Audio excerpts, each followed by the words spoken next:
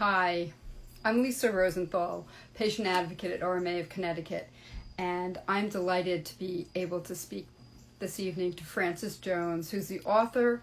She's the advocate and CEO at Heart Desires Coaching, and she is also, so I'm going to start again.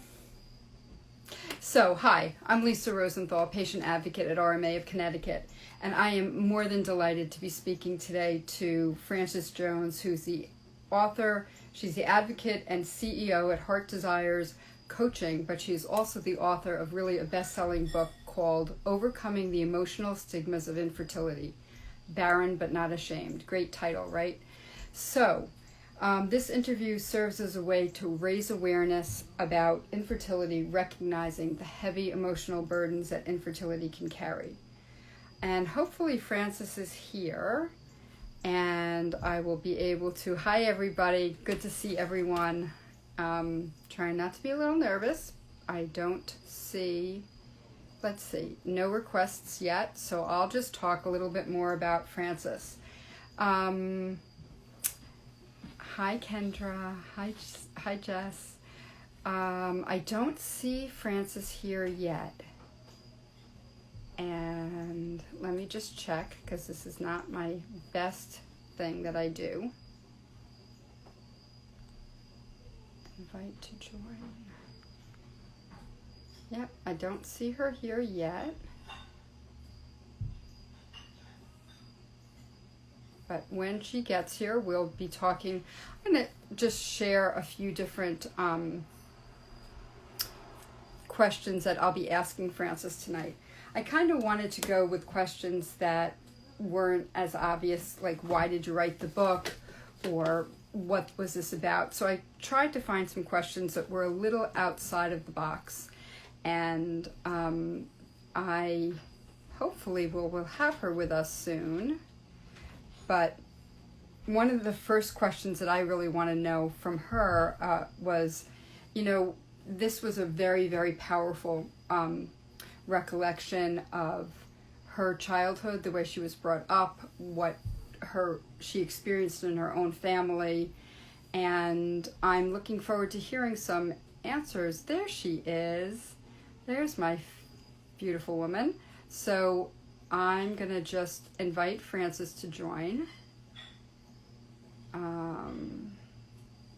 Frances, can you make a request? Otherwise, I'll see if I can add you. There we go. I add you. And I'm going to accept you. So, welcome. And there she is. Hi. And do you see why I wanted to speak to Frances? Look at that smile. It lights up the sky. So I've just been raving about you and how wonderful you are. And I've been wanting to talk to you for a long time because I'm so amazingly impressed with the work that you do, the way, that you've changed your life, that you had something that was, as all of us who have gone through infertility know, an incredibly heavy burden, but that you really transformed your life. So I'm going to just, if you can, I introduced you already, but why don't you just jump in and give a little introduction for yourself as well? Okay. Well, thank you, Lisa, first for so very much for giving me time and space to share with not just you, but your audience. And my name is Frances Jones, and I'm a first-time author of the book, Overcoming Emotional Stigmas of Infertility, Barren but Not Ashamed. That was my story. And so I've been going through the journey for many, many years, over 20 years. But when I first started the journey, I did not have any idea of what to expect. And so it has taught me a lot. And the things that I've learned, the things that I've overcome, the things that I've experienced, I couldn't stay quiet. Even though I'm a very private person, I knew if I went through these situations, there were others who are yet going through. And I wanted to be able to share my story, to be able to help someone else, if it's only just one person, to help someone else to be able to not allow infertility to no longer take control of their life. And just the subtitle of your book, Barren but Not Ashamed, it's such a powerful statement. I met Frances through social media before the book was published, and I was so happy to get to know her, and I've been able to get to know her just a little bit. But I'm going to jump right in, Frances, and I did try to find some questions that were maybe just a little bit different than some that you get asked frequently, because you've been a very frequent interviewee because of the popularity of your book. And congratulations. Thank you. It's an incredible book.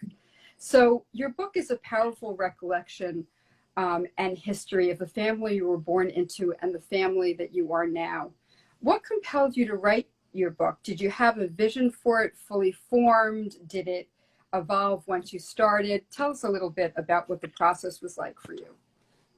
Well, in all honesty, it was not my intention to write this book, truthfully. I actually was planning on writing a fictional love story, and I'm still going to write that.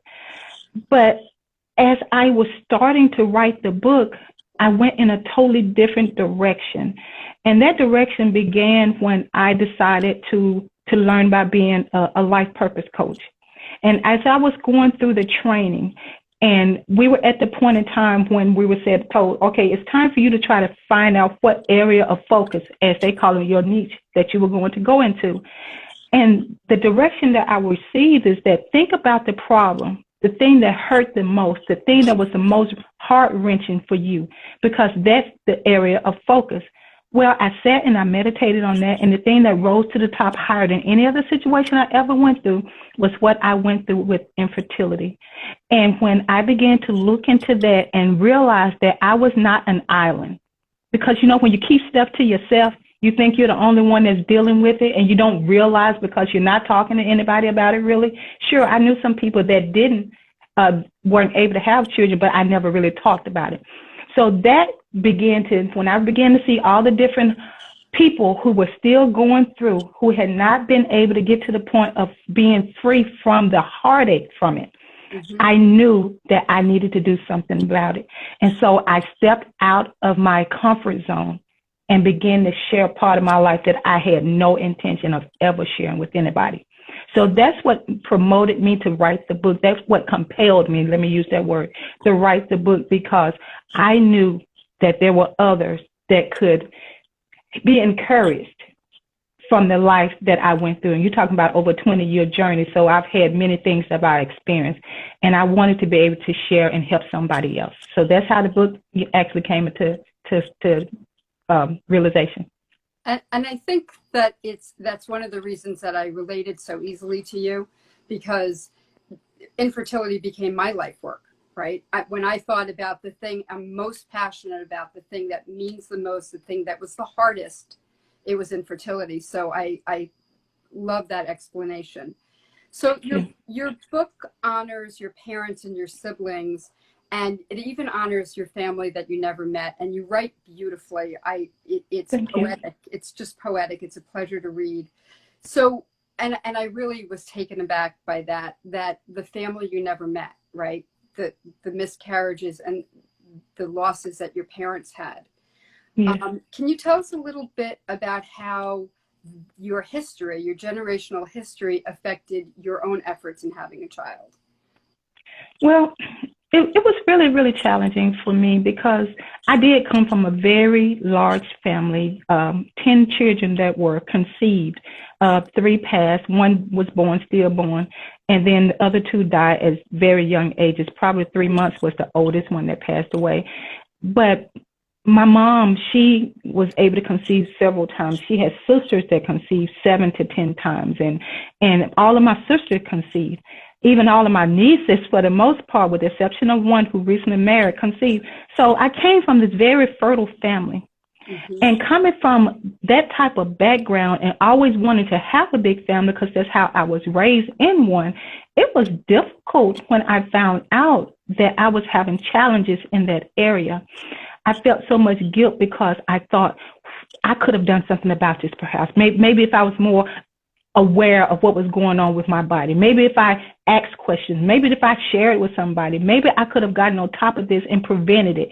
So I beat myself up a lot. Mm-hmm. And that's something that I don't want anyone to do to themselves. And I know that's a little different from what you're asking me, but just coming from that type of situation, it was challenging because I looked at myself as damaged goods. I looked at myself, what have I done wrong? Everybody else in my family is conceiving, but I'm not. Why? So it must be me. It had to be me because everyone else is flourishing in that area.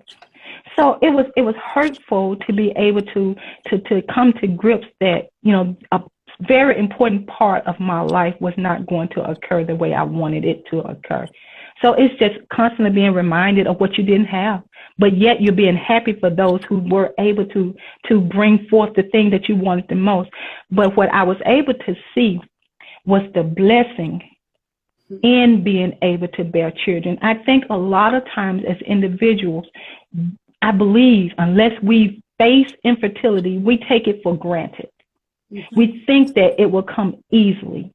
And sometimes, all respectfully, I'm trying to say this, sometimes in our efforts of trying to live life, we may do things to ourselves to prevent the thing that we want later on down the road. Yeah. So I'm talking about, you know, birth control. You know, maybe now it's not something that we want the children, but now when we want the children, did we actually partake in something that could have been prevented if we were more acute to what we were actually doing, or aware to what we're doing? So we have to think about not just what we want today, but what we want down the road in the future, and what are we doing to potentially impact what we want in the future. Yeah, thank you so much. And I'm going to jump around because there's a question that comes a little later in our list that kind of leads into this, because guilt and remorse and wondering what ifs, and, you know, and finding it challenging to be a young person and take a long view of your life, right? You know what you want maybe in your late teens, early 20s, but you can't always picture yourself older or, you know, at a different point in your life, and it's difficult. So I'm just going to jump to the next question, but I'm going to go back to the other one. And that is, your journey is not unlike a lot of others faced with infertility, including mine, feeling damaged, unworthy. Did I make wrong choices? Am I getting punished for those choices? You know, did I do this to myself? Like, is this my fault? Essentially, mm-hmm. Right? So, but then something happened to you that literally changed your life, that literally changed the way that you look at this. And you're the only person who could really describe that for us. Well, the thing about it is, I realized that what I was experiencing was not just about me. Mm-hmm. See, when I make it personal, then you stay stuck. As long as I was making it personal about myself, I was stuck. As long as I couldn't see that there was a plan, even in my inability to conceive, there were others who needed to be able to hear my story. And so I realized that if I kept everything in the way I have been keeping everything in, then I'm denying someone else a chance to have peace. I'm denying someone else a chance to be free. I'm denying someone else a chance for happiness. And so my ability to be willing to use my vulnerability, to use my privacy, like I said, I was a very private person and still am, but I saw that there was something bigger than just me. Mm-hmm. And when I saw there was something bigger than me, and all of I can't even put a number, so the amount of people who my life could impact in a positive way, I couldn't stay silent, because there's purpose tied to my life. I was created for a reason. And so even though I don't know all aspects of that reason yet, as I begin to learn and to grow, I see that there are so many areas of my life that others can help. And infertility is a huge thing. It's been around for centuries, and it probably will be around as long as we're on this earth. Yes. And so throughout life, someone could hear my story or your story or someone else's story and get hope. So what I'm doing is I'm using my life, I'm using my pain, I'm using my experiences to bring hope to somebody else. So that was why I was able to come out of it. I realized it's something much bigger than me, and I was willing to do it. And for first of all, thank you for everybody who's watching. I see some of my friends out there, and I see just people who are naturally interested. And you know, that ability, right, to take the personal and make and see the bigger picture was a remarkable change for you personally, but the world has been lucky because of that, Frances, because we got your book and we got you, and it's remarkable. I'm going to skip back to a question, which is, I loved the way that you made the book interactive by asking questions at the end of the chapters. I love that. Besides giving it reader a chance to pause, right? Like not just rush on to the next chapter, but like, okay, so the author, you were kind enough to say, okay, I want you to just contemplate what you just read before going rushing on and making sure you get through the whole book. What are you thinking about? Was it also a way to set up the next chapter, Frances, or what was your thinking about why the questions at the end of the at the end of the chapter?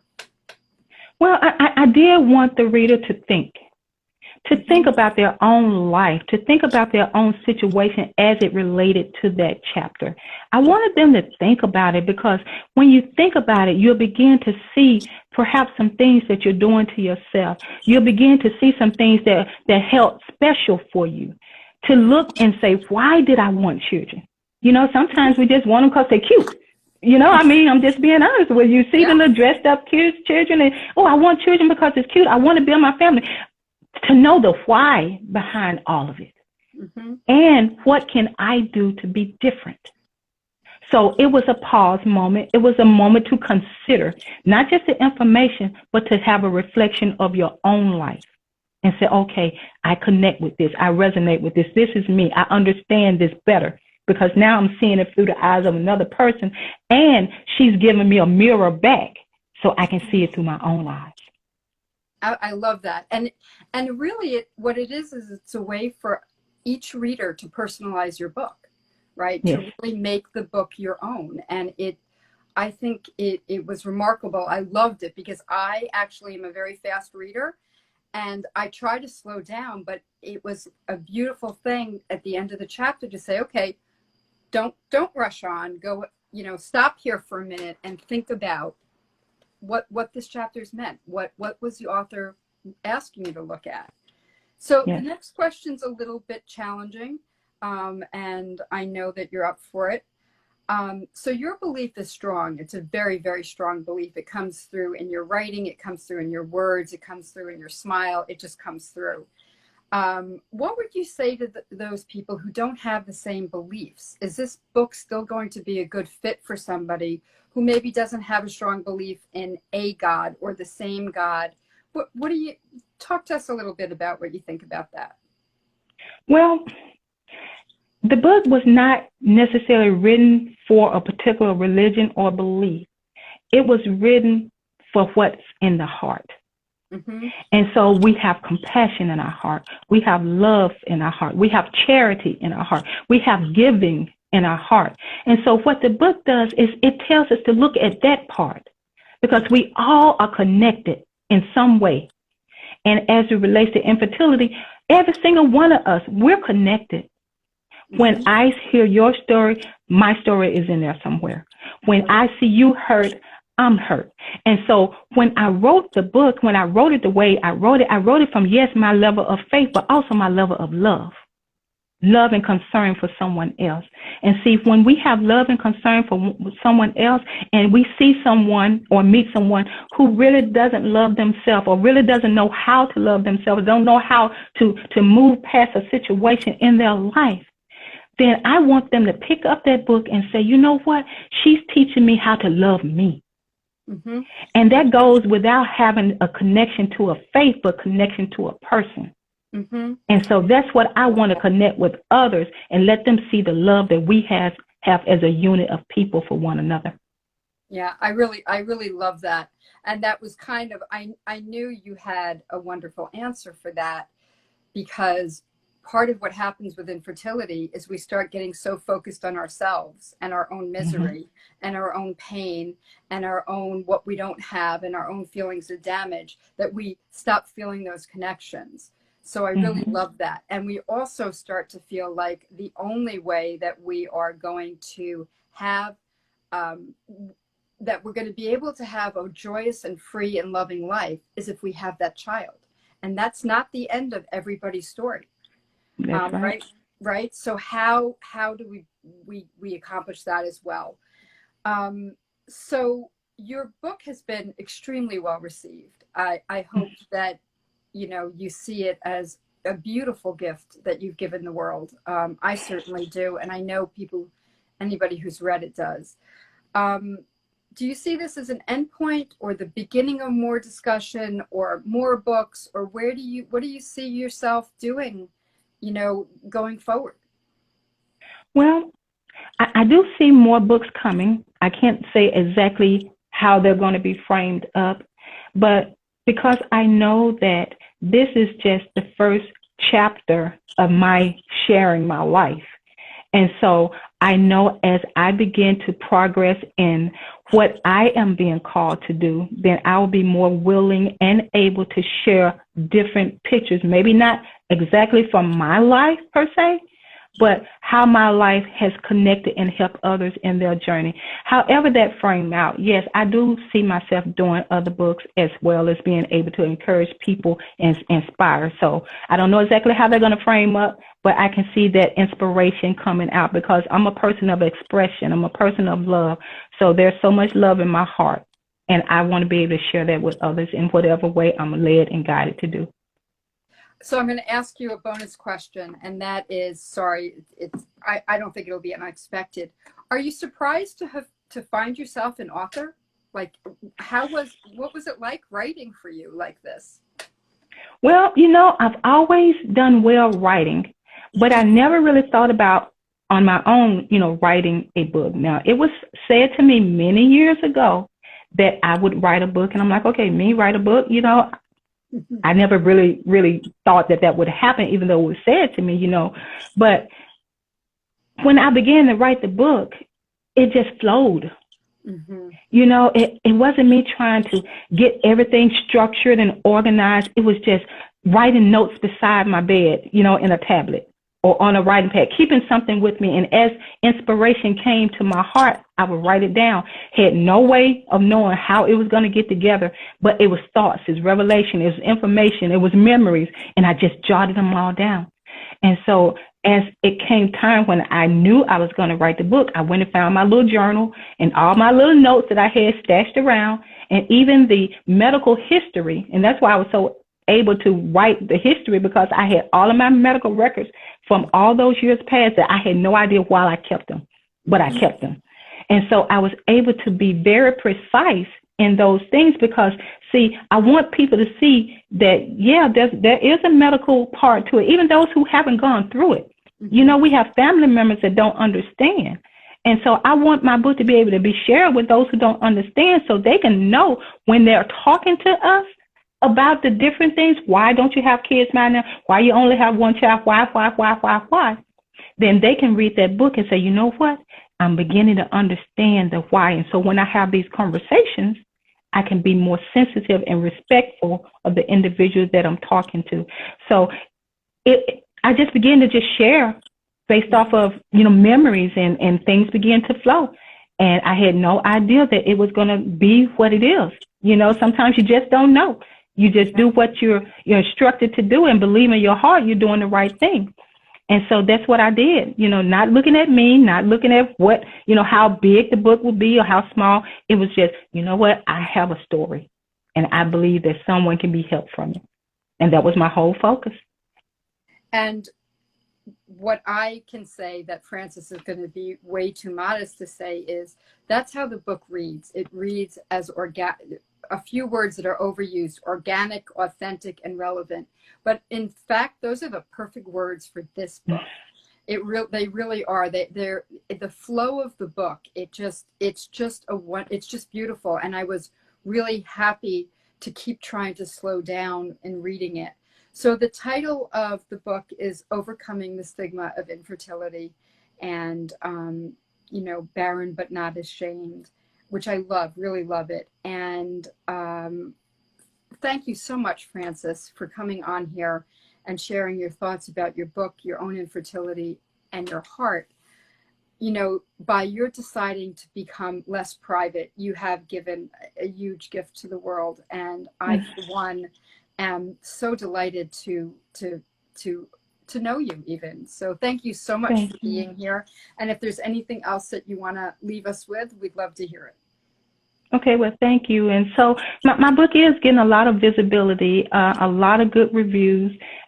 Novel Memphis has my book in their bookstore.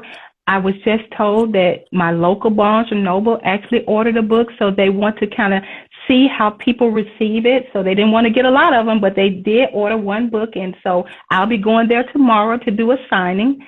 So actually, it's going to be in the parent section. So the thing about it is, I would like people to share the word about my book, to let people know. And it's not just about us with infertility. My book helps with any type of negative emotions to see a better way of handling it. So when I wrote the book, and as I began to talk and share and look at it, there are three things that I wanted the book to accomplish. Number one, those who are dealing with infertility, whether it's male or female, and those negative emotions surrounding it, to be able to know that there's a better way to deal with those negative emotions. Not saying you have to be happy-go-lucky all the time, but you can get to a place where you cannot let infertility control your life anymore. That was goal number one. The second goal is for those of us who have been dealing with infertility. We have loved ones, we have coworkers, we have people that we know that never been through those experiences, like I mentioned before. And so they have these conversations with us, and they don't understand that they're hurting us with their words. They have good intentions most of the time, I believe, but they don't realize how their words are impacting us. So if they read my story, they can read and see what kind of things that a person is dealing with, and maybe, just maybe, they'll have a better perception and be a little more conscientious of the conversations that they're having with those of us who are struggling and having challenges with infertility. And the third thing that I want my book to be able to do for people, like I said, with anyone dealing with any type of negative emotions, regardless from a marriage, from a heartbreak, from whatever that situation is in that person's life, hurt is just hurt. Pain is just pain. Healing is just healing. And I believe my book will bring forth healing because it gives the tools and techniques to be able to move past the hurt and say, okay, this is bigger than me. So let me use my life to help somebody else. So those are the three things that I want people to get from the book. And, you know, it's such a beautiful way to end. Pain is pain, loss is loss, grief is grief, and healing is healing. And I love it. So thank you again.